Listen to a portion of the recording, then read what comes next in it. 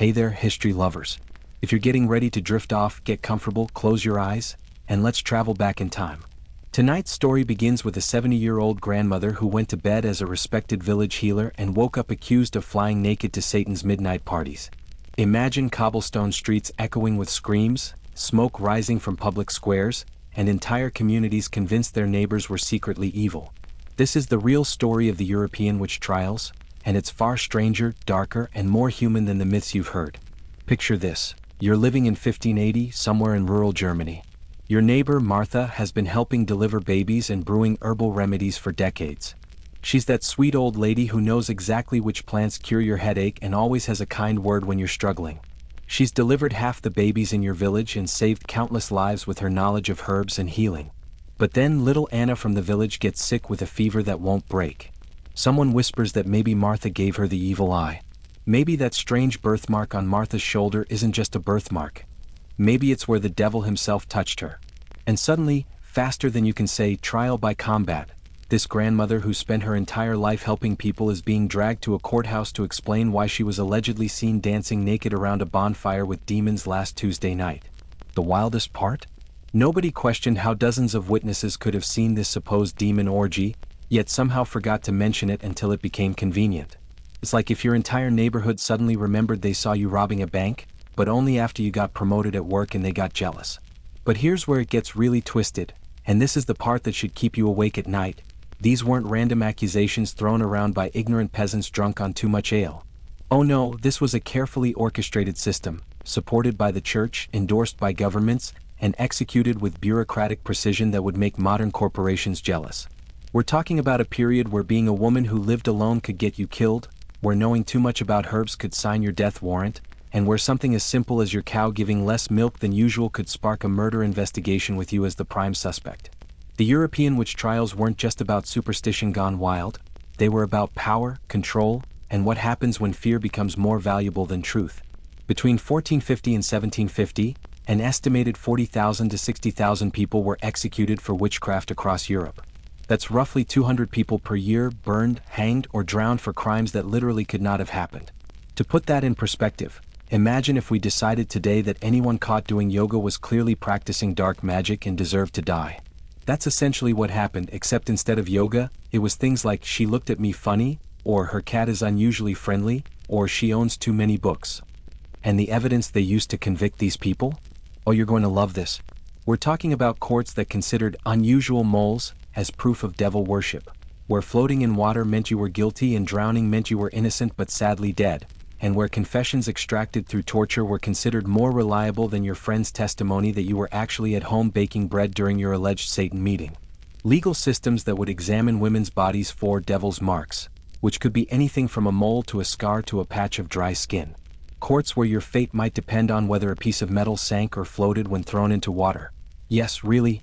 So tonight, as we dive into this madness together, we're going to explore not just what happened, but how entire societies convinced themselves that their neighbors were flying around at night causing crop failures and cursing livestock. We'll meet the men who made careers out of finding witches in every village, the legal systems that threw logic out the window, and the ordinary people whose lives were destroyed by the deadliest case of mass hysteria in human history. Because understanding how smart, religious, well-meaning people convinced themselves to murder thousands of innocents isn't just a history lesson. It's a warning about what humans are capable of when fear overrides reason, and how quickly civilized society can turn into something unrecognizable. To understand how entire societies went completely insane and started burning their neighbors, we need to step into the shoes of someone living in 15th century Europe, and let me tell you, those shoes were probably made of wood and filled with anxiety. This wasn't exactly what you'd call the good times in European history. We're talking about a continent that had just survived the Black Death, which killed about one-third of the entire population between 1347 and 1351. Imagine waking up one day and finding out that every third person you know is just gone. Your neighbor, your baker, maybe your entire family, wiped out by a disease nobody understood.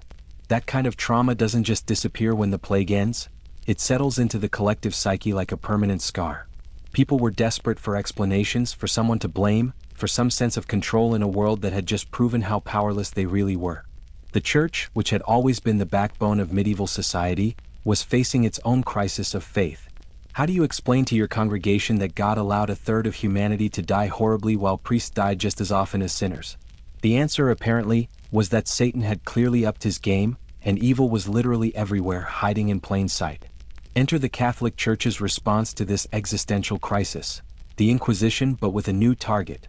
If plagues could appear out of nowhere, if crops could fail, if babies could die for no apparent reason, then obviously dark forces were at work. And who better to blame than people who were already on the margins of society? Elderly women, widows, healers, anyone who seemed a little too different or a little too knowledgeable about things normal people didn't understand. But here's the really twisted part. This wasn't happening in some backwards, isolated villages. We're talking about a period when Europe was actually becoming more educated, more connected, more civilized. The printing press had just been invented in 1440, books were spreading ideas faster than ever before, and yet somehow this technological advancement was used to spread manuals on how to identify and torture witches. It's like if the internet had been invented specifically to share conspiracy theories about your neighbors being secret demons. The political landscape was equally chaotic. The Holy Roman Empire was fragmenting into hundreds of small principalities, each with its own ruler desperate to maintain power and legitimacy. Local princes and bishops found that witch trials were an excellent way to demonstrate their piety to the church while also confiscating the property of anyone they convicted.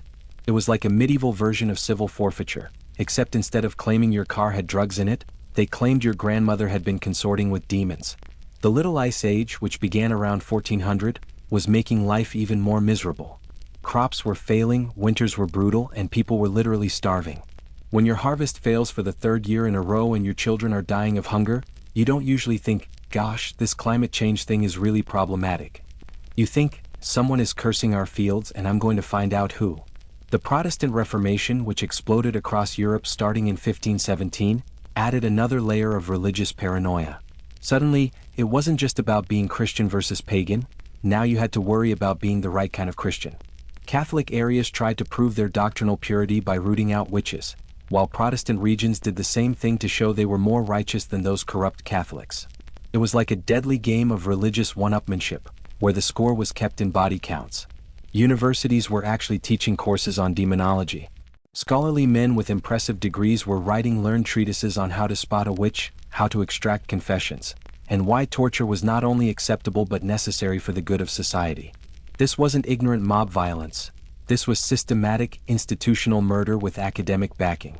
Legal systems that had been developing for centuries suddenly threw out basic principles like innocent until proven guilty and burden of proof lies with the accuser.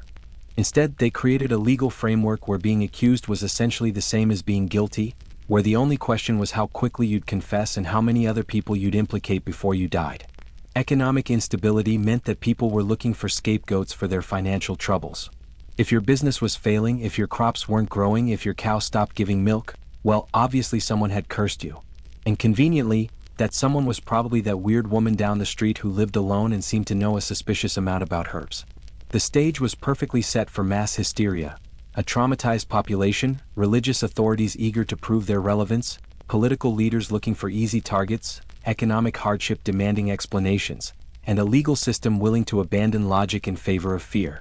So now that you understand just how crazy these beliefs were, let me introduce you to the man who took all this supernatural nonsense and turned it into a systematic murder manual. And trust me, calling Heinrich Kramer a piece of work would be the understatement of the millennium. In 1487, this German clergyman published a book called Malleus Maleficarum, which translates to The Hammer of Witches, and it essentially became the best-selling how-to guide for identifying, prosecuting, and executing people you suspected of witchcraft. Think of it as witch hunting for dummies, except instead of teaching you a useful skill, it taught you how to torture your neighbors to death based on absolutely zero evidence. Kramer was basically that guy we all know who becomes obsessed with a conspiracy theory and then writes a 500-page manifesto about it, except his conspiracy theory involved Satan recruiting middle-aged women to destroy Christianity, and his manifesto became one of the most popular books in Europe for the next 200 years. The book was such a success that it went through at least 14 editions and was translated into multiple languages. This was basically the medieval equivalent of going viral, except instead of cat videos, people were sharing detailed instructions on how to torture confessions out of suspected witches. What made the Malleus Maleficarum so dangerous wasn't just that it codified existing superstitions, but that it presented them with the authority of religious scholarship and legal precedent. Kramer claimed that his methods were not only theologically sound but legally necessary, arguing that the traditional rules of evidence and procedure were inadequate when dealing with supernatural crimes. The book is divided into 3 parts, and each one is more disturbing than the last. Part 1 basically argues that anyone who doesn't believe in witches is either stupid or secretly a witch themselves, which is a pretty effective way to shut down criticism. Kramer provides theological proof that witches exist by citing Bible verses completely out of context and referencing classical authorities who were obviously talking about something entirely different. He argues that God allows witchcraft to exist to test the faith of good Christians, and that denying the reality of witches is tantamount to heresy. Part 2 is where things get really specific and really horrifying, because this is where Kramer explains exactly how to identify a witch, and his criteria are so broad that basically any woman who has ever annoyed anyone could qualify. According to the Malleus, signs of witchcraft include being unusually beautiful or unusually ugly, being too quiet or too talkative, showing too much emotion or too little emotion, having medical knowledge, living alone, having pets, owning books, being poor, being wealthy, having children, not having children, being married, being unmarried, being widowed, and basically existing while female. The book specifically argues that women are more susceptible to witchcraft because they are intellectually inferior, more carnal, and have slippery tongues that make them prone to spreading evil. Kramer's misogyny is so extreme that it's almost cartoonish. He literally argues that the word femina comes from fe meaning faith and minus meaning less, so women are etymologically destined to have less faith than men. Part 3 is the practical manual that explains exactly how to conduct a witch trial, and this is where Kramer reveals himself to be not just a religious fanatic but a genuinely sadistic psychopath. He provides detailed instructions on how to strip suspects naked and examine their bodies for devil's marks, how to design torture devices that will extract confessions without technically killing the accused too quickly, and how to manipulate legal procedures to ensure convictions.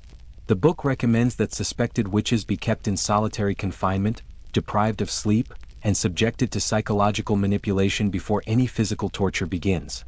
Kramer suggests that investigators should promise mercy to get confessions, then break those promises because deals made with witches aren't binding.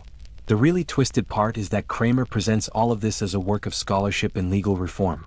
He includes extensive citations, references to canon law, and arguments about proper judicial procedure, creating the impression that witch hunting is not only legitimate but intellectually sophisticated. The book's success was partly due to its timing. It was published just as the printing press was making books widely available, and it appeared during a period when religious and political authorities were looking for ways to demonstrate their piety and maintain social control. But the real genius of the Malleus Maleficarum was that it gave people permission to act on their worst impulses while feeling righteous about it.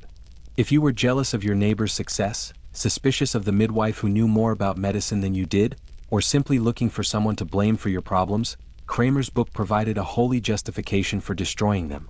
So now that you understand just how crazy these beliefs were, let me introduce you to the man who took all this supernatural nonsense and turned it into a systematic murder manual.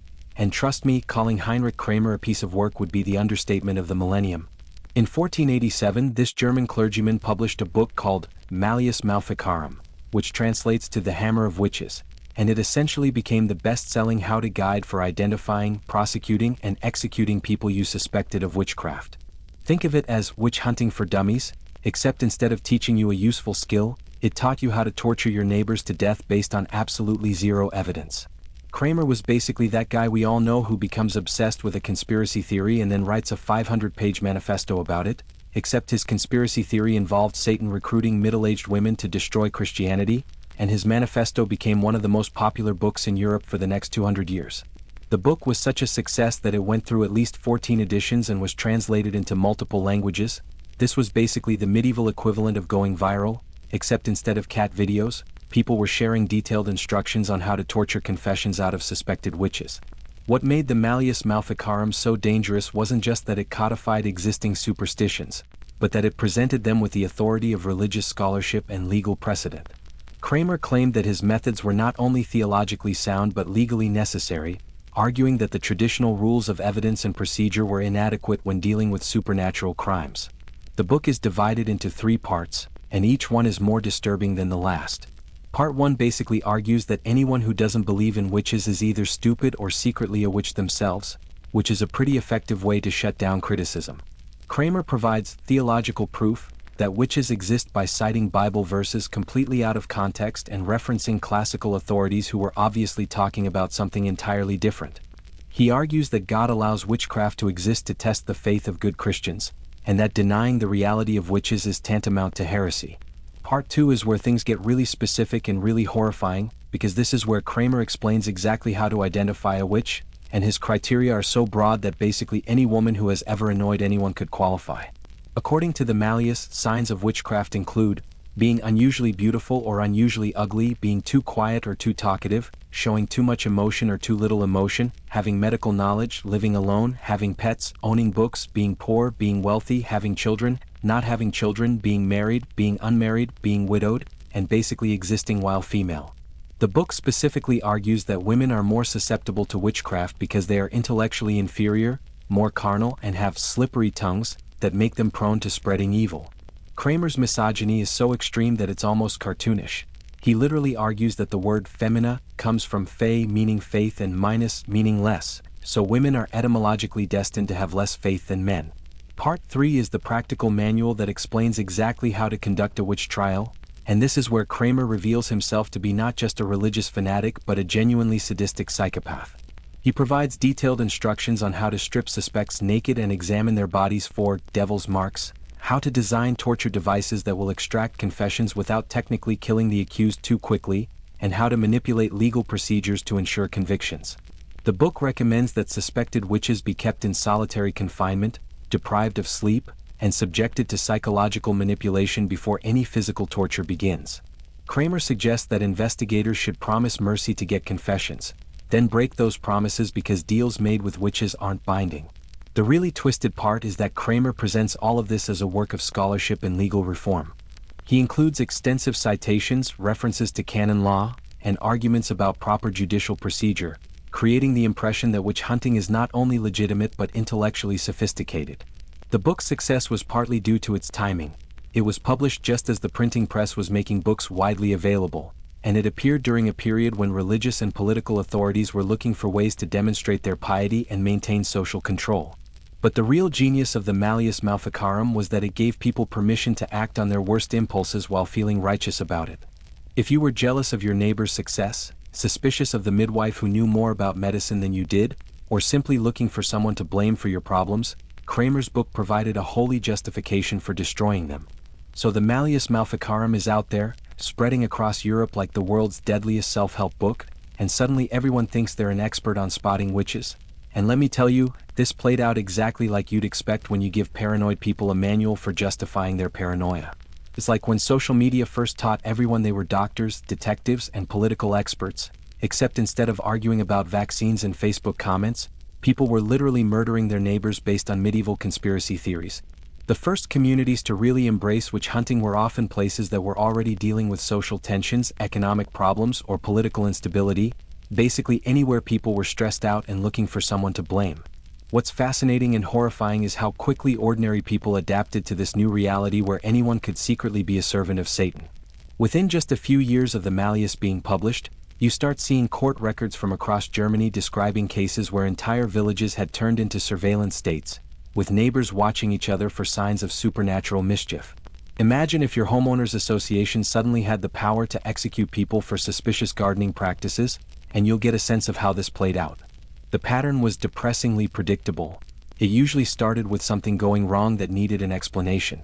A crop would fail, children would get sick, livestock would die, or some other misfortune would strike a community, and instead of chalking it up to the normal hazards of medieval life, people would start looking around for someone to blame. The Malleus had taught them that witches were everywhere, hiding in plain sight, causing exactly these kinds of problems, so obviously the solution was to find the witch and eliminate them. What made this particularly insidious was how the accusations usually targeted people who were already vulnerable or marginalized in some way. The first witches were typically elderly women who lived alone, widows without family protection, healers and midwives whose medical knowledge seemed suspicious, or anyone who had somehow offended someone with more social power. It's like if every workplace bully suddenly discovered they could get their targets fired by claiming they were practicing dark magic in the break room. The social dynamics were absolutely toxic. Once someone was accused, defending them became dangerous because it might make you look like a witch sympathizer, or worse, a witch yourself. People who had been friends and neighbors for decades suddenly found themselves choosing between loyalty and self-preservation, and guess which one usually won? Communities that had functioned perfectly well for generations started tearing themselves apart as everyone became simultaneously accuser and potential victim. What's really chilling is how quickly people internalized these new social rules and started policing themselves according to the Malleus guidelines. Women began changing their behavior to avoid seeming too knowledgeable, too independent, or too different from their neighbors. Midwives and healers either abandoned their practices or tried to make them seem more conventionally religious.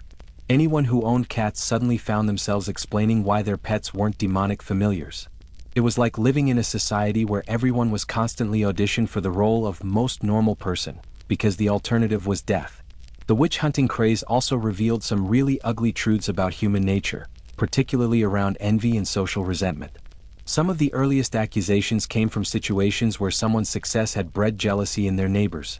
The farmer whose crops were doing better than everyone else's, the healer whose patients recovered more often, the woman whose husband seemed unusually devoted to her.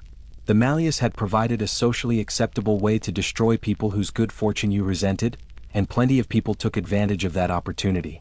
But perhaps the most disturbing aspect of these early witch hunts was how they became self-reinforcing through the confession system. When someone was tortured into confessing to witchcraft, they were usually forced to name other witches they had supposedly worked with, which created an ever-expanding web of accusations. It's like a deadly pyramid scheme where instead of selling essential oils, you're selling out your neighbors to save yourself from being burned alive. These forced confessions meant that witch hunting could sustain itself indefinitely, because every witch you caught would inevitably lead you to more witches, creating the illusion that you were uncovering a vast supernatural conspiracy rather than just torturing innocent people into saying whatever you wanted to hear.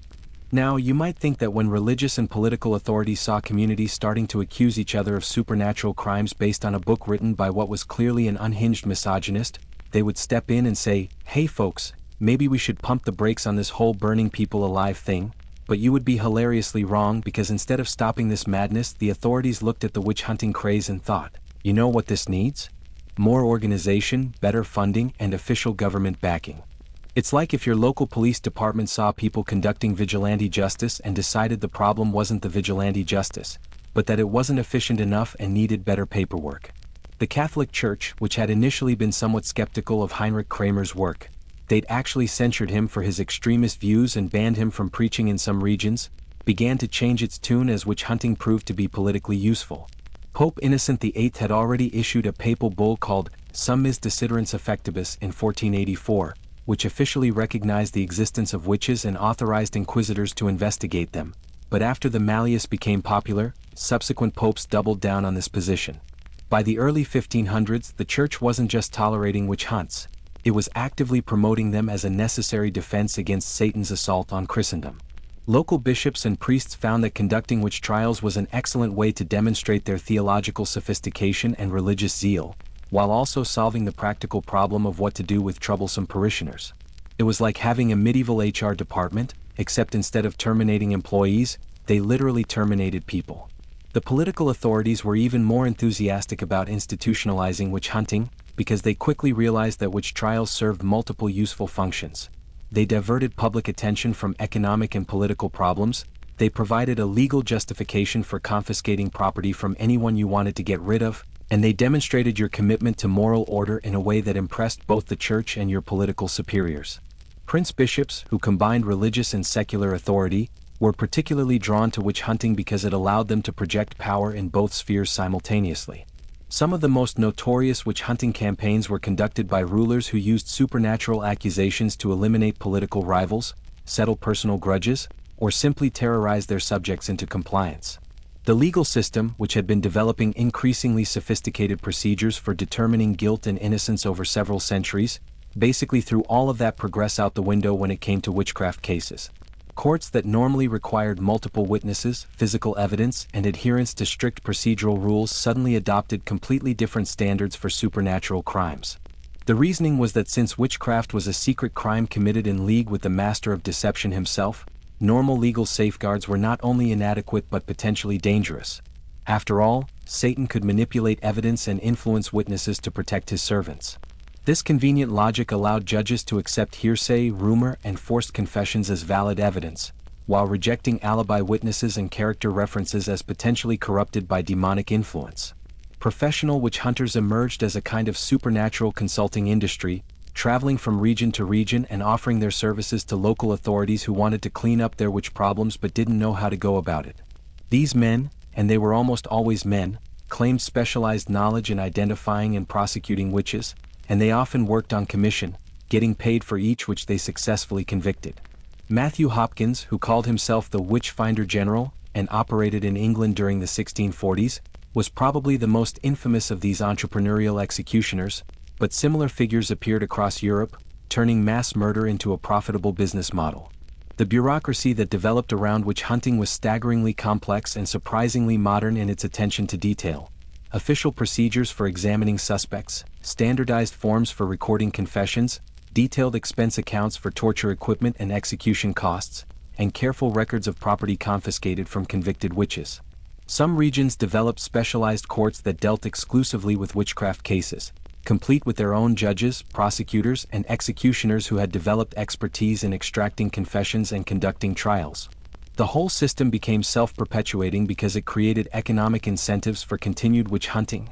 Court officials, executioners, and property administrators all depended on witch trials for their livelihood, which meant they had professional reasons to keep finding more witches to prosecute. Now that the authorities had officially sanctioned witch hunting and created a whole bureaucratic apparatus around it, the next logical step was to develop foolproof methods for identifying witches, and I use the term foolproof in the most literal sense possible, because these methods were so stupid that only complete fools would think they proved anything, which unfortunately included most of the judges, lawyers, and clergy of the time. The evidence that courts accepted as proof of witchcraft was so laughably absurd that if you tried to use the same logic today, you'd be laughed out of any courtroom in the world and probably committed to a psychiatric facility. Let's start with what they called devil's marks. Basically any unusual spot, mole, birthmark, scar, or skin irregularity that could be interpreted as evidence that Satan had physically touched you to seal your demonic contract. Keep in mind that this was a time when people lived hard, physical lives without modern medical care, so literally everyone had scars, marks, and skin conditions of various kinds. But witch hunters had turned basic dermatology into a death sentence by claiming that any mark on your body that looked even slightly unusual was actually a supernatural tattoo indicating your membership in Satan's army. The procedure for examining suspected devil's marks was invasive, humiliating, and completely unscientific. Suspects would be stripped naked and examined by court-appointed officials who would poke, prod, and pierce any suspicious-looking spots with needles to see if they were insensitive to pain, because apparently Satan protected his servants by making their devil's marks numb. If you didn't scream when they stabbed you with a needle, it proved you were a witch. If you did scream, well, they'd just find another mark to test until they found one that didn't hurt as much, at which point they'd declare victory and move on to the next phase of your trial. The testing got even more ridiculous with the infamous swimming test, also known as trial by water, which was based on the brilliant theological reasoning that water, being pure and holy, would reject witches the same way it would reject any other unholy substance. The suspect would be tied up and thrown into a body of water. If you sank, you were innocent but probably dead from drowning, and if you floated, you were obviously a witch and would be executed for witchcraft. It's like a medieval version of heads I win, tails you lose, except instead of losing a coin flip, you lost your life either way. Some areas tried to make this more humane by pulling floating suspects out of the water before they drowned, but this just meant you'd die by burning instead of drowning, which wasn't exactly a huge improvement from the victim's perspective. Then there was the touch test, which was based on the belief that witches couldn't touch their victims without causing supernatural reactions. If someone who had accused you of witchcraft happened to have a seizure, fainting spell, or any kind of physical reaction while you were in the same room, this was considered proof that your evil energy was affecting them. This led to situations where accusers could basically perform on command, throwing dramatic fits whenever the suspected witch was brought near them, and courts would accept these performances as legitimate medical evidence of supernatural influence. It's like if method acting was a recognized field of forensic science, except the Oscar for best performance came with a death sentence for your scene partner. The obsession with finding physical evidence of witchcraft led to increasingly creative interpretations of completely normal phenomena. Unusual pet behavior became evidence of demonic familiars, knowledge of herbal medicine became proof of supernatural powers, and even being left-handed could be considered suspicious because it suggested an unnatural relationship with the sinister. Literally, since sinister means left in Latin and was associated with evil. Weather patterns, crop failures, and livestock deaths that would normally be attributed to natural causes were suddenly being treated as evidence of magical sabotage, with investigators working backwards from the assumption that if something bad had happened, a witch must have caused it, and then hunting for someone to blame. Courts began accepting spectral evidence, testimony about dreams, visions, or supernatural appearances that couldn't be verified by anyone else, as if hallucinations and nightmares were admissible in murder trials. The legal standard became so twisted that having a good reputation could actually work against you, because obviously the most dangerous witches would be the ones who were clever enough to maintain a facade of respectability while secretly serving Satan. So now you have this absolutely insane system where courts are accepting moles as evidence of devil worship and floating in water as proof of supernatural evil. And if you think the logical conclusion of this madness was just a bunch of random innocent people getting killed, you're underestimating human creativity, because it turns out that when you create a legal framework where anyone can be accused of an unprovable crime based on ridiculous evidence, people get really good at weaponizing that system for their own personal benefit. What started as a supposedly religious crusade against supernatural evil quickly became the medieval equivalent of swatting, where anyone with a grudge, a business dispute, or a romantic rivalry could essentially order a hit on their enemies by just pointing at them and yelling, "Witch." The beauty of witchcraft accusations from a sociopathic perspective was that they were almost impossible to disprove. How exactly do you prove you weren't flying around naked last Tuesday night, especially when the court has already decided that normal rules of evidence don't apply to supernatural crimes? Within just a few decades, communities across Europe discovered that witch trials had become the ultimate tool for settling every kind of personal dispute you can imagine. Property disagreements turned into witchcraft accusations when one neighbor claimed the other had cursed their land to be infertile. Business rivalries escalated to murder charges when competing merchants accused each other of using supernatural means to steal customers, and romantic triangles became death sentences when spurned lovers claimed their rivals had used love potions and demonic seduction. Inheritance disputes were particularly common triggers for witchcraft accusations, because what better way to eliminate your competition for grandma's estate than to convince a court that your cousin was actually a Satan-worshipping baby killer who had probably murdered grandma with dark magic in the first place? Women who refused marriage proposals, servants who demanded better working conditions, tenants who complained about their landlords, and basically anyone who had ever annoyed someone with more social power suddenly found themselves facing charges that carried the death penalty. The political applications were even more cynical. Local nobles used witchcraft accusations to eliminate rivals and consolidate power. Religious authorities targeted anyone who questioned church doctrine or seemed insufficiently pious. And government officials discovered that calling your political opponents servants of Satan was surprisingly effective at ending policy debates. It's like if you could end any argument by accusing your opponent of being a terrorist, except instead of just ruining their reputation, you could actually have them executed. The economic incentives created by property confiscation made the situation even worse, because convicted witches automatically forfeited all their possessions to the court, which meant that wealthy widows, successful merchants, and anyone with valuable assets became particularly attractive targets for accusations. Some regions actually started budgeting their government expenses around anticipated witch trial revenues, creating a system where local authorities had direct financial motivations to keep finding more witches to prosecute. It's like if parking tickets carried the death penalty and funded the entire police department. Children quickly learned that witchcraft accusations were a powerful weapon against adult authority figures they disliked. Students accused teachers who gave them bad grades, children pointed fingers at stepmothers they resented, and adolescents discovered they could eliminate parental supervision by claiming their mothers or fathers were practicing dark magic. The Salem witch trials, which happened much later but followed the same basic pattern, showed how effectively children could manipulate adult fears when they realized that their accusations would be taken seriously and could destroy any adult they chose to target. Professional relationships became minefields where any conflict could escalate to deadly accusations. Physicians accused midwives of causing deaths through supernatural means rather than medical incompetence. Established craftsmen eliminated competition by claiming new arrivals were using demonic assistance to undercut their prices. And church officials settled theological disputes by accusing their opponents of heresy that had crossed the line into witchcraft. The social fabric of communities began unraveling as people realized that maintaining good relationships with their neighbors wasn't just about social harmony anymore. It was literally a matter of life and death, because anyone who disliked you could potentially have you killed just by making the right accusations to the right authorities. Trust disappeared, paranoia flourished, and entire regions developed a culture of fear where people were afraid to stand out, speak up, or do anything that might attract the wrong kind of attention. Just when you think this story can't get any more insane, along comes a brilliant innovation that managed to make witch hunting even more ridiculous and deadly: the invention of specialized torture devices and testing methods that were supposedly scientific improvements on the crude techniques we've already discussed. Because apparently what the world really needed was more efficient ways to murder innocent people based on supernatural nonsense. Enter the era of what I like to call industrial strength witch hunting, where entrepreneurial executioners and innovative inquisitors started treating witch detection like a technical problem that could be solved through better engineering and more systematic approaches to extracting confessions. The star of this technological revolution was a charming device called the witch's chair, which was basically a metal seat covered with spikes that could be heated from below until it was red hot, because someone had apparently decided that regular torture wasn't quite uncomfortable enough and what the process really needed was the addition of slow roasting.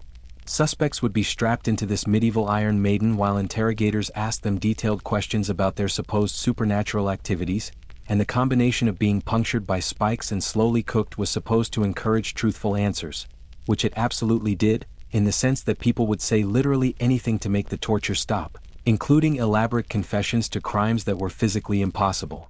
But the real breakthrough in witch hunting technology came with the development of pricking, a procedure that involved using special needles to find insensitive spots on the accused person's body that supposedly proved their supernatural nature. Professional witch hunters developed entire sets of specialized tools for this purpose, including retractable needles that created the illusion of being pushed deep into flesh without actually penetrating the skin, allowing them to prove that certain spots were magically numb even when they weren't. It's like if magicians started using their sleight of hand skills to frame people for murder, except instead of entertainment, the end result was legal execution based on parlor tricks. The testing reached peak absurdity with the introduction of witch scales, because some genius had decided that witches would weigh less than normal people due to their supernatural nature. The theory being that Satan's influence somehow made his servants lighter than regular humans, as if evil was literally made of helium.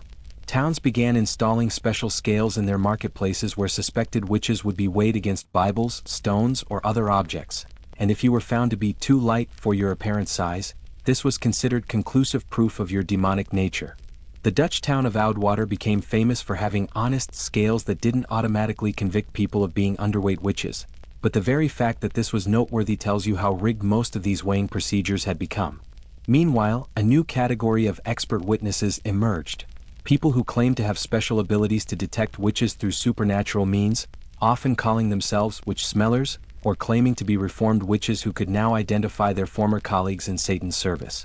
These individuals would travel from town to town offering their services to local authorities, and their testimony was often given the same weight as physical evidence because they supposedly had insider knowledge of how witchcraft actually worked. It's like if psychics were allowed to testify in criminal trials and their supernatural hunches could get people executed, which sounds completely insane until you remember that this actually happened regularly for over 2 centuries. Some regions developed elaborate ceremonies around witch executions that turned them into public spectacles designed to reinforce religious authority and social control. The condemned would be paraded through town in special costumes, forced to confess their crimes publicly, and then executed in ways that supposedly prevented their souls from escaping to rejoin Satan's army. The crowd participation in these events became increasingly theatrical, with audiences encouraged to watch for supernatural signs during the execution, like unusual behavior from birds, unexpected weather changes, or strange colors in the smoke from the burning pyre. These public executions became social events that entire communities would attend, complete with food vendors and entertainment, turning mass murder into a form of religious festival that normalized the idea that killing your neighbors was not only acceptable but holy work that deserved celebration. Now we need to talk about the darkest part of this entire nightmare, which is how the witch hunting system dealt with the obvious problem that most people, when accused of flying around naked with demons, would initially respond by saying, "What the hell are you talking about? I've never done any of that." And since the courts had already decided that witches definitely existed and were definitely guilty, they needed a reliable method for converting these inconvenient denials into the detailed confessions that would justify the executions they had already decided to carry out. The solution, naturally, was torture, but not just random, sadistic violence. This was systematic, legally sanctioned torture that was carefully designed to extract specific types of confessions while maintaining the pretense that the resulting statements were voluntary and truthful. The legal reasoning behind torture in witchcraft cases was both sophisticated and completely insane. Since witches had made pacts with Satan, they would be supernaturally protected from telling the truth about their crimes unless that protection was broken through physical suffering that forced them to abandon their demonic allegiances and return to God's protection, at which point they would naturally want to confess their sins and seek forgiveness. It's like if courts decided that the only way to get honest testimony from defendants was to hurt them until they agreed with whatever the prosecutors wanted to hear, which is exactly what happened, except they dressed it up in theological language that made it sound like a spiritual intervention rather than systematic torture designed to produce predetermined outcomes. The torture procedures were standardized and bureaucratized to an extent that would be impressive if it weren't so horrifying. Detailed manuals explained exactly how much pressure to apply, which body parts to target, how long to continue each session, and what kinds of questions to ask during different phases of the interrogation. Courts kept careful records of torture sessions, including notes about which techniques were most effective for different types of suspects, creating an institutional knowledge base for maximizing pain while minimizing the risk that victims would die before providing satisfactory confessions. The psychological manipulation was often more effective than the physical torture. Suspects would be isolated in dark, cold cells for weeks or months, deprived of sleep through constant interrogation, and subjected to mock executions where they would be prepared for burning or hanging before being told at the last moment that they could still save themselves by confessing. Many people broke under this psychological pressure before any physical torture was even applied, which allowed courts to claim that their confessions were completely voluntary since no actual violence had been used. The content of forced confessions followed predictable patterns because interrogators would coach suspects on what they were expected to admit. First you would confess to making a pact with Satan, then you would describe your supernatural powers and the evil acts you had committed, then you would be required to name other witches you had worked with, creating an ever-expanding web of accusations that could sustain witch hunts indefinitely. The specific details that suspects were forced to include in their confessions were often so bizarre and elaborate that they read like religious horror fiction. Flying to Sabbats where hundreds of witches gathered to worship Satan, participating in the ritual murder and consumption of infants, using magical ointments to transform into animals, and causing specific instances of crop failure, livestock death, and human illness through supernatural means. These confessions were then treated as historical evidence by subsequent investigators, creating a self-reinforcing cycle where new suspects were tortured until they confirmed the same impossible details that previous victims had been forced to confess, making the entire mythology seem more credible because multiple independent sources were saying the same things. The internal conflicts created by this system tore communities apart in ways that went far beyond the immediate victims. Family members were forced to choose between protecting loved ones and protecting themselves. Neighbors who had lived peacefully together for decades found themselves in life-or-death competitions to see who could most convincingly demonstrate their innocence by enthusiastically participating in the persecution of others, and religious authorities who might have privately doubted the reality of witchcraft found themselves trapped in a system where expressing skepticism could be interpreted as evidence of supernatural corruption. By the early 1600s, it was becoming clear to some authorities that maybe, just maybe, having local peasants accuse each other of supernatural crimes based on neighborhood gossip and personal grudges wasn't the most reliable method for identifying actual servants of Satan. So naturally, instead of concluding that the entire premise was flawed, they decided what the situation really needed was professional expertise. Enter the era of specialized witch hunters, traveling consultants who claimed to have developed scientific methods for detecting witchcraft and could bring their advanced skills to communities that were struggling with their local witch problems. These men positioned themselves as the medieval equivalent of efficiency experts, except instead of optimizing business processes, they were optimizing the process of murdering innocent people, and they were surprisingly good at marketing themselves as indispensable specialists whose services were worth whatever exorbitant fees they charged.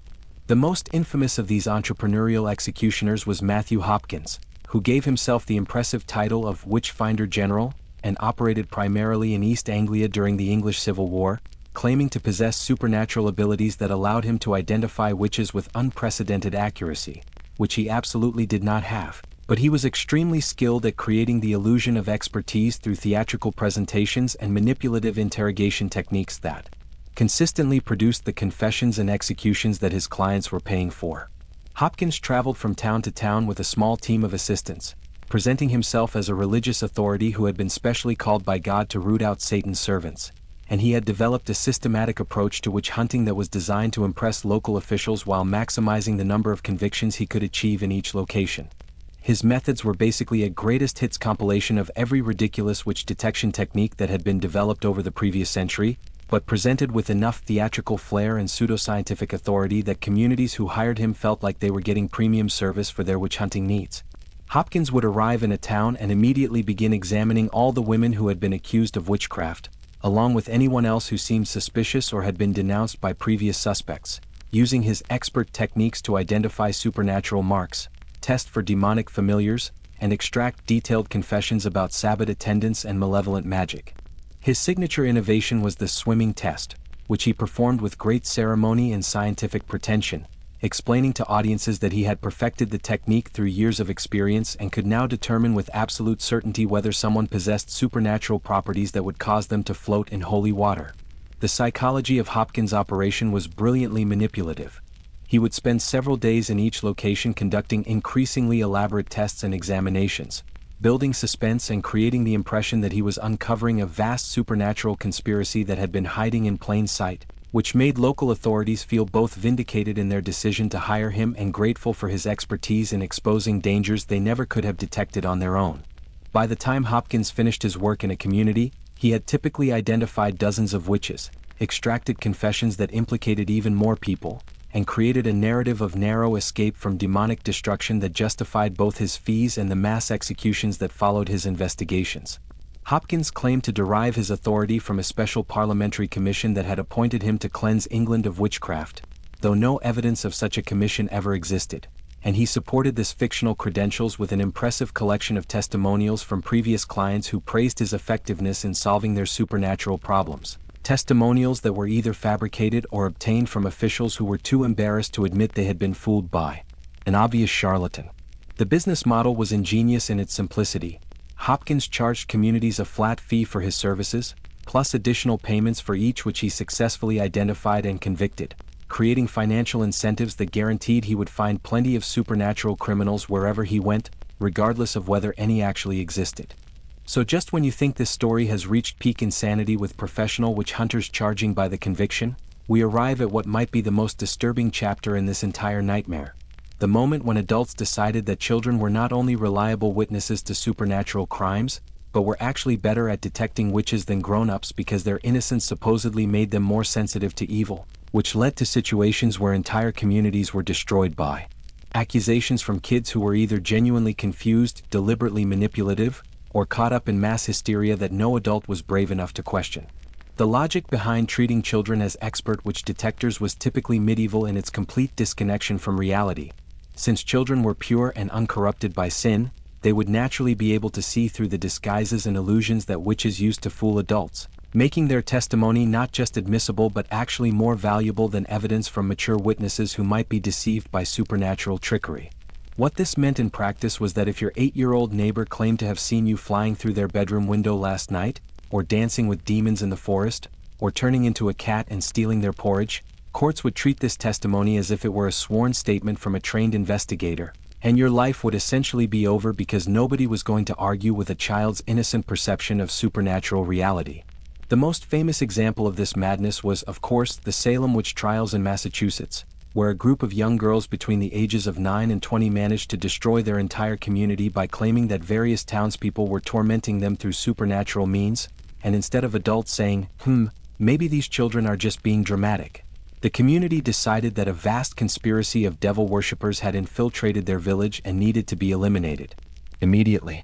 The Salem girls started with relatively small accusations against marginalized people like Tituba, a Caribbean slave, and Sarah Good, a homeless beggar, but as their performances became more elaborate and their audiences more credulous, they began targeting increasingly prominent members of the community, including church members, wealthy merchants, and eventually the wife of the governor himself, proving that once you give children the power to destroy adults through supernatural accusations, there's really no limit to how far things can escalate. But Salem wasn't unique. Similar cases occurred throughout Europe, where children's accusations led to mass executions that decimated entire regions. In Würzburg, a 7-year-old boy's claims about witch meetings resulted in the deaths of over 600 people, including his own uncle and several priests. In the French town of Lyon, children's testimony led to the execution of dozens of women who had been identified as participants in Sabbats that supposedly took place in locations where the children had never actually been. The psychological dynamics of these child-centered witch hunts were particularly toxic because once a few children made initial accusations, Other kids would often join in either because they genuinely believed they had also witnessed supernatural activity, or because they enjoyed the attention and power that came with being taken seriously by adults, or because they were afraid that if they didn't participate in the accusations, they might become targets themselves. Adults who might have been skeptical of individual children found it much harder to dismiss testimony when multiple young witnesses were saying similar things, not realizing that children are incredibly susceptible to suggestion and will often unconsciously coordinate their stories when they sense what adults want to hear. The interrogation techniques used with child witnesses were designed to extract increasingly detailed and dramatic accounts of supernatural experiences, leading questions that suggested specific details about witches' appearances and activities, rewards and praise for children who provided useful information, and implicit threats against kids who seemed reluctant to participate fully in the investigation process. The result was that children learned to perform their roles as supernatural victims with increasing sophistication, developing elaborate stories about how they were being tormented by spectral versions of their neighbors, and courts accepted these performances as legitimate evidence of magical assault, creating a legal framework where children's imaginations and traumas were literally being used as grounds for executing adults. Now, to understand just how completely off the rails this entire system had gone, we need to talk about what happened in Würzburg, a German principality where the local ruler decided that half measures and amateur witch hunting were for weaklings, and what his territory really needed was industrial-scale supernatural genocide conducted with the efficiency and thoroughness of a modern corporate restructuring, except instead of eliminating redundant positions, he was eliminating human beings, based on their alleged membership in Satan's army. Prince Bishop Julius Ector von Mespelbrunn, who ruled Würzburg from 1573 to 1617, transformed witch hunting from a sporadic local phenomenon into a systematic extermination campaign that would have impressed totalitarian regimes centuries later with its combination of bureaucratic efficiency, legal manipulation, and sheer murderous ambition. Ector wasn't some ignorant peasant who got carried away by superstitious fears. He was an educated Renaissance prince who spoke multiple languages, corresponded with scholars across Europe, and administered a complex territorial state with sophisticated legal and financial institutions. And he decided to use all of that administrative expertise to murder as many of his subjects as possible while maintaining the pretense that he was defending Christianity against supernatural assault. The Würzburg witch hunts weren't random acts of violence or spontaneous outbursts of community hysteria. They were carefully planned operations that combined legal proceedings, financial calculations, and political strategy in ways that turned mass murder into statecraft, with detailed records showing how Ector's administration budgeted for torture equipment, calculated the revenue from confiscated property, and coordinated with other territories to ensure that suspected witches couldn't escape by fleeing across borders. Between 1580 and 1650, the various prince-bishops of Würzburg oversaw the execution of approximately 1,000 people for witchcraft, which represents roughly 1% of the total population of the territory. Imagine if your local government decided to kill 1 out of every 100 people you know, and you'll start to grasp the scale of what happened in this supposedly civilized European state. The victims included people from every social class and background: peasants and nobles, clergy and lay people, men and women, adults and children, wealthy merchants and poor laborers, university students and illiterate farmers, basically anyone who could be plausibly accused of supernatural crimes, which turned out to be pretty much everyone once the system got momentum. Ector and his successors created specialized courts that dealt exclusively with witchcraft cases, developed standardized procedures for extracting confessions and conducting executions, and established a legal framework that made conviction virtually automatic once someone was accused, turning the entire judicial system into a murder assembly line that processed suspects with bureaucratic efficiency. The psychological terror created by these systematic witch hunts extended far beyond the immediate victims. Families were encouraged to denounce each other, servants were rewarded for informing on their employers, students were pressured to accuse their teachers, and neighbors competed to demonstrate their loyalty to the regime by identifying supernatural enemies in their communities, creating a culture of fear and suspicion that made normal social relationships impossible.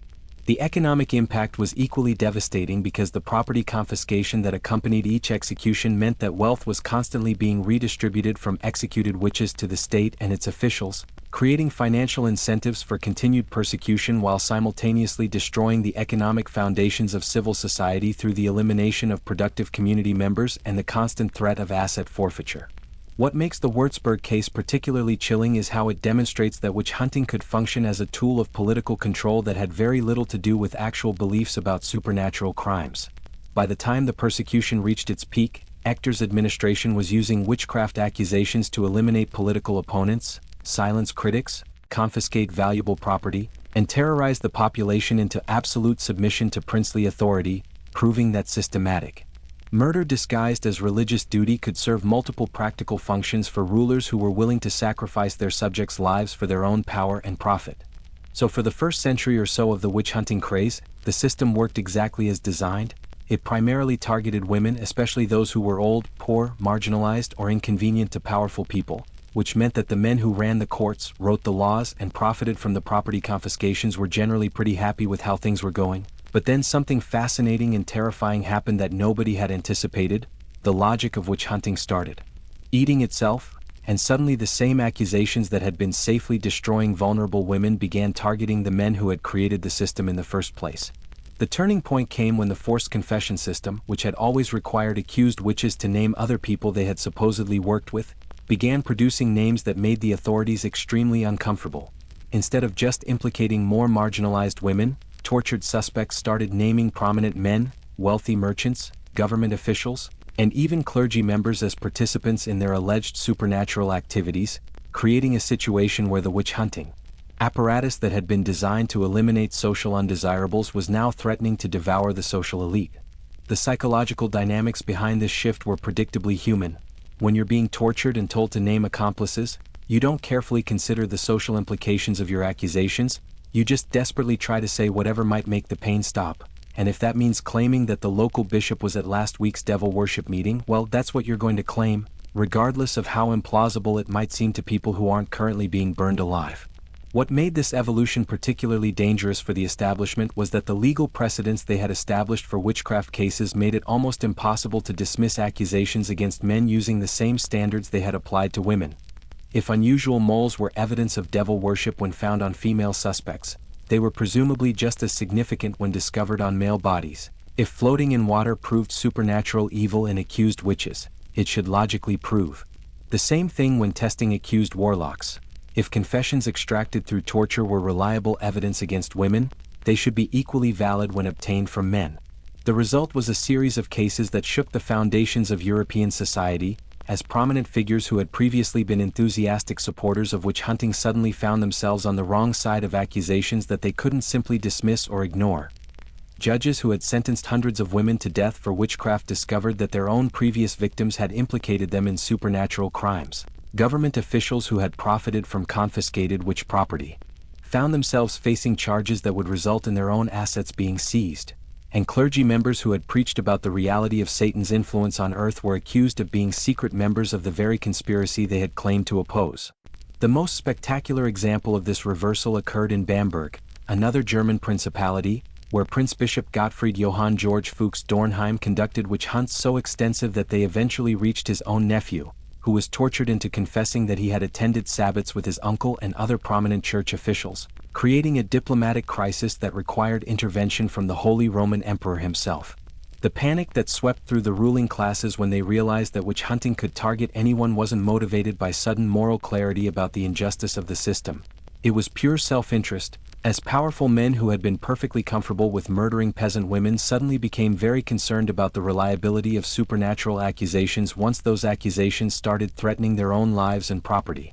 This wasn't a philosophical awakening about the dangers of mass hysteria, it was the political equivalent of leopards eating faces, where the people who had designed and supported a system of arbitrary persecution were shocked to discover that arbitrary systems are, by definition, arbitrary, and that the same legal frameworks they had used to eliminate inconvenient people could just as easily be used to eliminate them. The moment when powerful men started getting accused of witchcraft was like pulling the fire alarm in a building full of arsonists.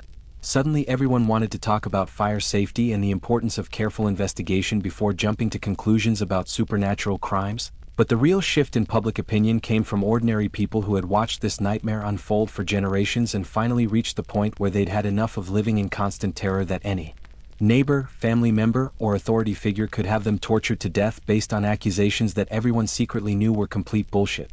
The popular backlash against witch hunting didn't happen overnight, and it wasn't driven by sudden intellectual enlightenment about the scientific method or rational skepticism.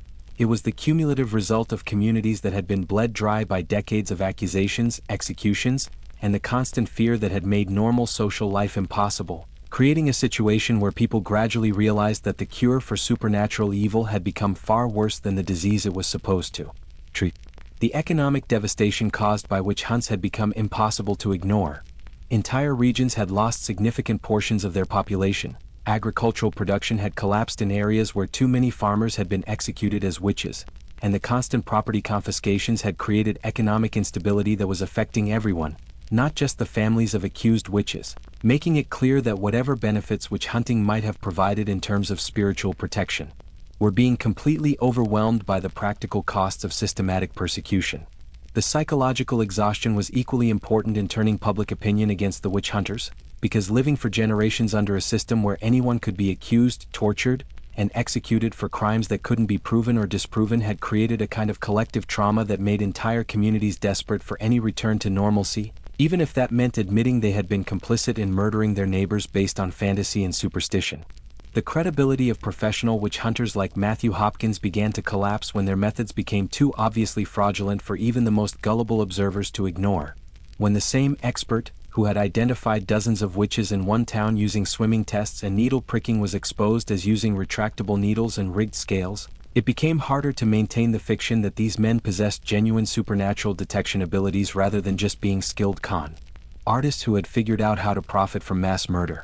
Religious authorities started backing away from witch hunting as the Protestant Reformation created new theological priorities, and the Catholic Counter-Reformation focused on different strategies for demonstrating religious purity, while the rise of more centralized state governments meant that local princes and bishops had less autonomy to conduct their own personal witch-hunting campaigns without oversight from higher authorities who were more concerned with political stability than supernatural purity.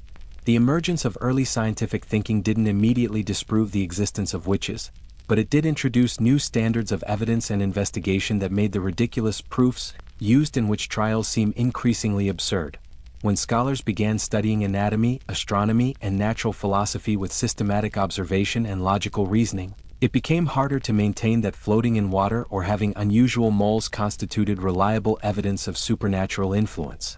The legal profession also began pushing back against witch hunting as jurists trained in Roman law and established legal precedents became uncomfortable with the procedural irregularities and evidentiary standards that had made witch trials possible, arguing that accepting testimony obtained through torture and allowing spectral evidence violated fundamental principles of justice that had been developed over centuries of legal evolution. Popular literature and folklore began reflecting growing skepticism about witch accusations, with stories and ballads that portrayed accused witches as innocent victims and witch hunters as corrupt villains, suggesting that public opinion was shifting away from seeing supernatural persecution as holy work and toward recognizing it as a form of sanctified murder that had gotten completely out of control. So after centuries of systematic murder disguised as spiritual warfare, European society slowly began to admit that maybe, just maybe, they had made a tiny mistake in burning tens of thousands of people based on evidence that wouldn't hold up in a modern traffic court. But the legacy of the witch-hunting era didn't just disappear overnight. It left permanent scars on European culture, legal systems, and social structures that shaped the development of modern civilization in ways that are still visible today if you know where to look. The most immediate legacy was a profound transformation in how European legal systems approached evidence and procedure. The complete failure of witch trials to produce anything resembling justice forced lawmakers to develop much stricter standards for what constituted valid evidence, leading to legal reforms that emphasized the presumption of innocence, the right to competent legal representation, and the requirement that accusations be supported by verifiable proof rather than speculation, superstition, or confessions extracted through torture. Ironically, the witch-hunting craze, which had represented the complete abandonment of rational legal principles, ended up accelerating the development of more sophisticated and fair judicial procedures as European societies tried to ensure that nothing like the witch trials could ever happen again. It's like how the worst disasters often lead to the best safety regulations, except instead of preventing industrial accidents, these reforms were designed to prevent government-sanctioned mass murder based on impossible accusations. The intellectual legacy was equally significant, because the obvious failure of scholarly authorities, religious leaders, and government officials to distinguish between reality and fantasy during the witch-hunting period contributed to the development of what we now call the scientific method. As European thinkers began insisting on empirical observation, reproducible experiments, and logical reasoning as the only reliable ways to understand the natural world, partly as a reaction against the kind of superstitious thinking that had made witch trials possible in the first place. The social consequences were more complex and troubling, because while European societies eventually stopped executing people for witchcraft, many of the underlying attitudes about women, authority, and social control that had made witch hunting appealing to begin with persisted in modified forms. The association between female independence and dangerous deviance, the belief that authorities had the right to eliminate people who challenged social norms, and the tendency to scapegoat marginalized groups for broader social problems all survived the end of witch trials and found new expressions in later historical periods. The economic impact of witch hunting created lasting changes in how European societies thought about property rights and inheritance, because the massive property confiscations that had accompanied witch executions had demonstrated how easily established wealth could be redistributed through legal manipulation, leading to stronger protections for private property and more complex inheritance laws designed to prevent authorities from using criminal accusations as pretexts for seizing assets from inconvenient people. The psychological trauma inflicted on European communities by generations of witch hunting contributed to a kind of collective cultural paranoia that influenced everything from religious practices to political movements.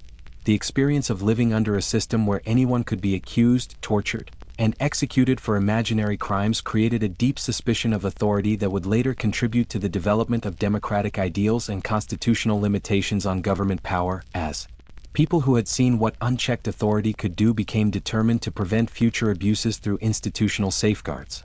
The witch hunting period also left a bizarre cultural legacy in terms of how European societies understood the relationship between knowledge and danger. The fact that midwives, healers, and other people with specialized knowledge had been disproportionately targeted during witch hunts created lasting suspicion of female expertise and contributed to the marginalization of traditional women's knowledge in favor of male-dominated institutions like universities and medical schools, effectively erasing centuries of accumulated wisdom about herbal medicine, childbirth, and healthcare that had been preserved and transmitted primarily by women. Perhaps most ironically, the witch-hunting craze, which had been justified as a defense of Christianity against supernatural evil, actually contributed to the secularization of European culture by demonstrating how religious authorities could use spiritual claims to justify obviously immoral actions, leading to growing skepticism about the political role of churches and the development of ideas about religious tolerance and separation of church and state that would have been unthinkable during the height of the witch-hunting period. Now you might be sitting there thinking, well, thank goodness we live in modern times when people are too smart and educated to fall for obvious nonsense and destroy their neighbors' lives based on impossible accusations and manufactured evidence, and if that's what you're thinking, then I have some absolutely delightful news for you about human nature and our stunning consistency in finding new ways to repeat the exact same mistakes while convincing ourselves that this time is totally different because we have smartphones and college degrees. The basic psychological patterns that made witch hunting possible, mass hysteria, moral panic, scapegoating, and the weaponization of accusations for personal gain, didn't disappear when Europe stopped burning people for supernatural crimes.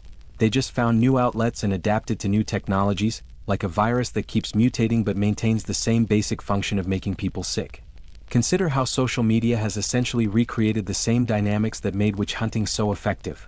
Anonymous accusations can destroy someone's life overnight, evidence is optional as long as the story fits popular assumptions, and once someone is labeled as a member of the evil conspiracy du jour, rational discussion becomes impossible because defending them makes you suspect too. It's like having a witch trial, except instead of a town square, it happens on Twitter, and instead of being burned at the stake, you get cancelled, doxxed, and permanently unemployable.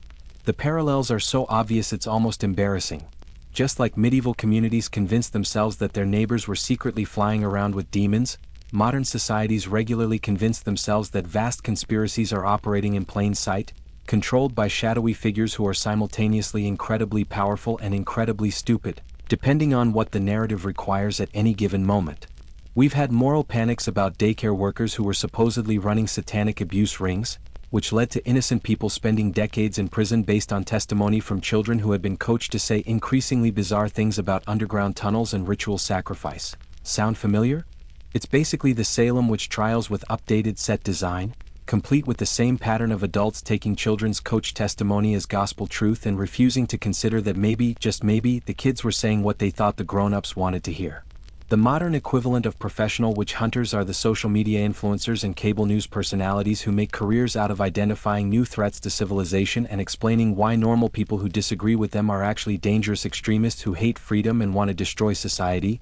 These people perform exactly the same function as Matthew Hopkins, traveling from community to community and offering their expertise in detecting hidden enemies, except instead of charging by the witch, they charge by the click in the subscription. We've seen how quickly entire communities can turn against longtime residents during political campaigns, neighborhood disputes, and cultural controversies, with the same basic pattern of escalating accusations, social ostracism, and economic consequences that characterized historical witch hunts, proving that the underlying human capacity for collective insanity hasn't diminished just because we have better dental care and indoor plumbing.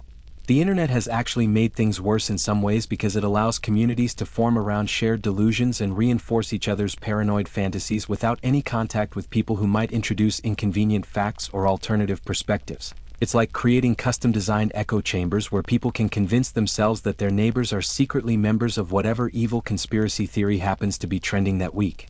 Modern conspiracy theories follow the same basic template as medieval witchcraft beliefs. Evil forces are everywhere but hidden. They're simultaneously all-powerful and easily defeated by true believers.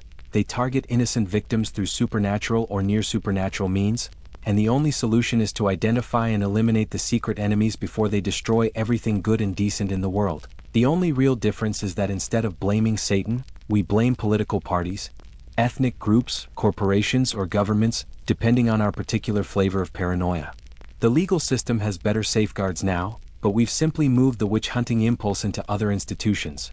Professional destruction through social media campaigns, economic warfare through boycotts and platform deplatforming, and character assassination through selective leaks and coordinated media attacks that can destroy someone's life just as effectively as a medieval execution. Except the victim gets to stay alive and watch their reputation burn in real time.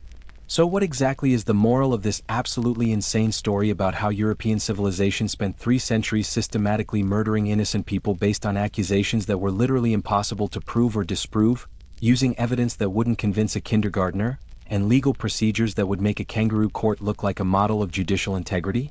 Well, the obvious lesson is that humans are capable of convincing themselves of absolutely anything if it serves their psychological, social, or economic interests, and that the combination of fear, authority, and mob mentality can turn the nicest, most religious, most educated people into enthusiastic participants in mass murder faster than you can say, "But she floated in the holy water, so she must be guilty."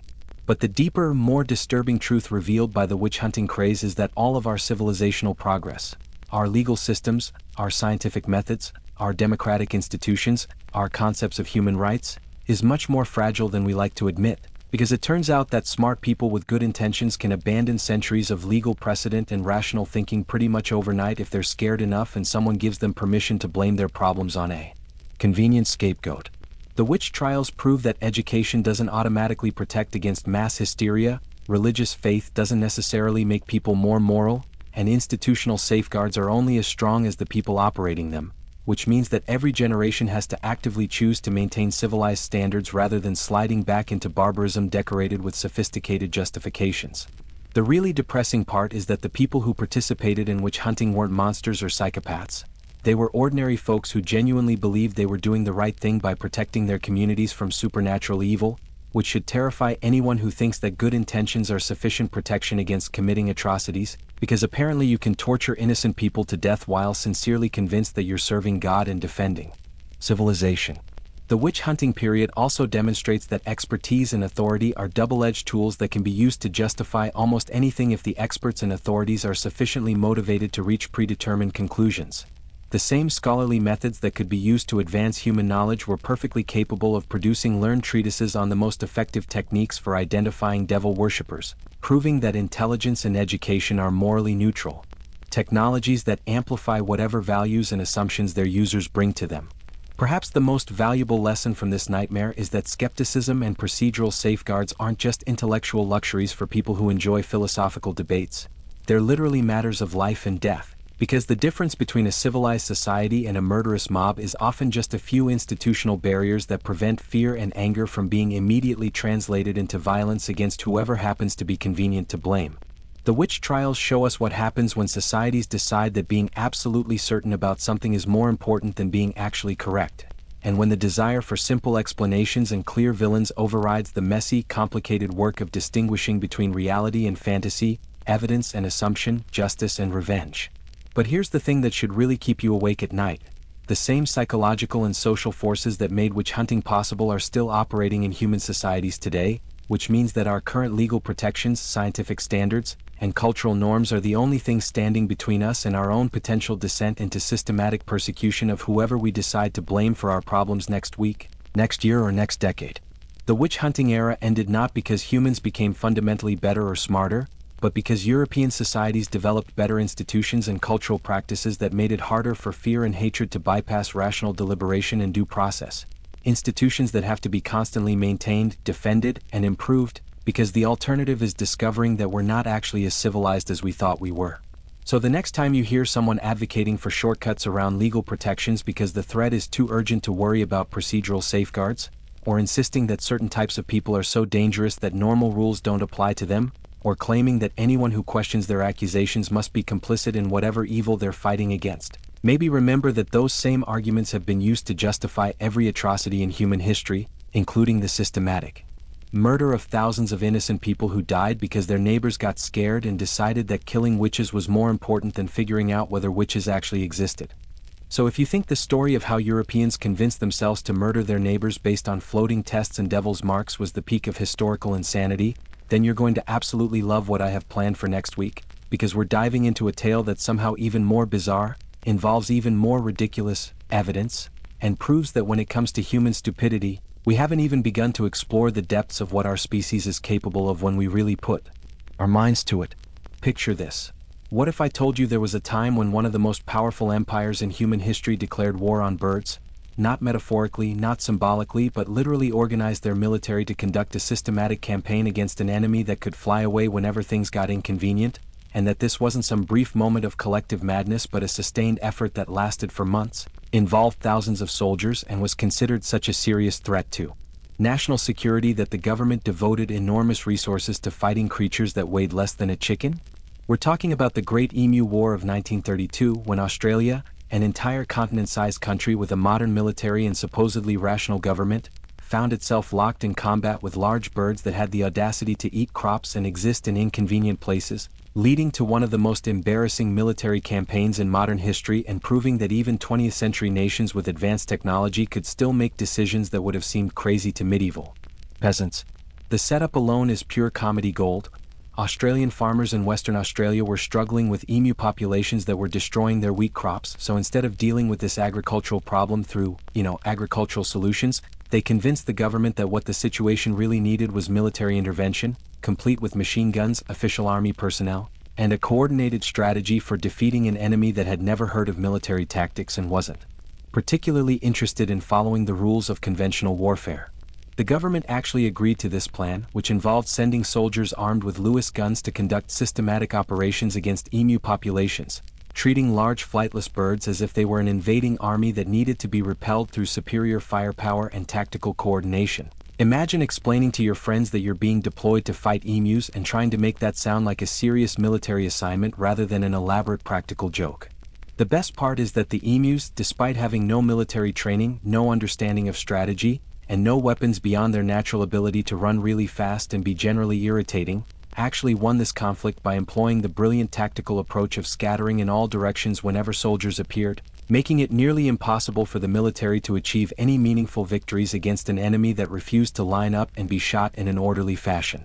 The casualty reports from this war read like something from a satirical military history, with official documents describing how many rounds of ammunition were expended per emu killed, tactical assessments of emu movement patterns, and strategic evaluations of why traditional military approaches weren't working against opponents who didn't seem to understand that they were supposed to be intimidated by machine guns and uniformed soldiers. The aftermath was even more ridiculous, because the Australian military basically had to admit defeat against birds, leading to newspaper headlines and international commentary about how one of the world's modern militaries had been outsmarted by creatures with brains the size of walnuts, creating a diplomatic embarrassment that probably made Australia's allies question whether they could be trusted with serious military responsibilities. But the real kicker is that this wasn't an isolated incident of governmental stupidity. It was part of a broader pattern of human beings consistently overestimating their ability to control nature through force and underestimating the capacity of supposedly inferior opponents to adapt, survive, and ultimately prevail through simple persistence and the advantage of not caring about human expectations or military protocols. And there you have it, history lovers, the complete, absolutely bonkers story of how European civilization spent 3 centuries systematically murdering innocent people because they convinced themselves that their neighbors were flying around naked with demons, using evidence that wouldn't convince a modern jury that someone had jaywalked, let alone committed supernatural crimes punishable by death. And the truly terrifying part isn't just that this happened, but that it happened to societies that considered themselves sophisticated, educated, and morally superior to everyone else in the world. We've journeyed together through this nightmare of mass hysteria, institutional failure, and weaponized paranoia, from the twisted theology of Heinrich Kramer's witch-hunting manual to the bureaucratic efficiency of professional executioners like Matthew Hopkins, from the ridiculous evidence of floating tests and devil's marks to the systematic torture that produced confessions to impossible crimes, and from the children whose accusations destroyed entire communities to the moment when the witch-hunting system finally began eating its own creators, proving that no one is safe when fear becomes more powerful than reason and accusation becomes indistinguishable from conviction. The witch trials represent one of humanity's greatest cautionary tales about what happens when we abandon critical thinking, due process, and basic human decency in favor of simple answers to complex problems.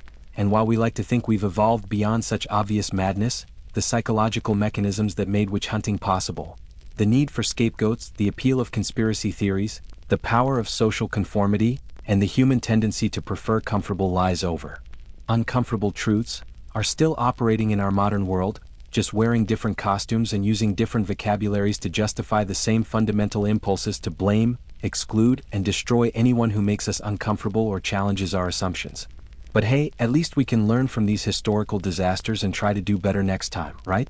Speaking of doing better next time, if you enjoyed this deep dive into historical insanity, then you absolutely need to hit that subscribe button and ring the notification bell, because next week we're exploring the Great Emu War of 1932, where Australia's military discovered that large birds are surprisingly difficult to defeat using machine guns and traditional military tactics, proving that the 20th century was just as capable of producing utterly ridiculous governmental decisions as any medieval court that ever burned a witch for having unusual moles. If this video helped you understand how smart people can make catastrophically stupid decisions when they're scared and looking for someone to blame, please give it a thumbs up and share it with anyone who needs a reminder that mass hysteria doesn't require ignorance or evil intentions, just fear, social pressure, and the willingness to abandon critical thinking when it becomes inconvenient. I'd love to hear your thoughts in the comments about which part of this story shocked you the most. Was it the complete abandonment of logical evidence, the systematic torture designed to produce predetermined confessions, the way children's accusations could destroy entire communities, or the fact that it took centuries for people to figure out that maybe burning your neighbors alive based on supernatural accusations wasn't the best approach to social problems? And if you have suggestions for other historical disasters that deserve the deep dive treatment, drop them in the comments below, because there's no shortage of times when humans have convinced themselves that obviously terrible ideas were actually brilliant solutions to their problems. Before you go, take a moment to really think about the lessons from this story, because understanding how witch hunting happened isn't just an intellectual exercise, it's a practical guide to recognizing the warning signs when modern society starts sliding toward the same kinds of systematic persecution. And maybe, just maybe, if enough people understand how these historical nightmares developed, we can avoid repeating them in new forms with updated justifications. Remember that the people who participated in witch hunting weren't monsters. They were ordinary folks who got caught up in a system that rewarded fear and punished skepticism, which means that all of us are potentially capable of similar failures if we're not constantly vigilant about protecting the institutional safeguards and cultural norms that prevent fear from becoming policy and accusations from becoming executions. Until next week, when we'll explore how Australia declared war on birds and somehow lost, keep questioning authority, demanding evidence, and remembering that the price of civilization is eternal vigilance against our own worst impulses. And if you made it through this entire dark journey with me, you've earned some respect for your dedication to understanding how humans can go spectacularly wrong when they're trying to do right. So give yourself credit for engaging with difficult history, instead of just pretending it never happened.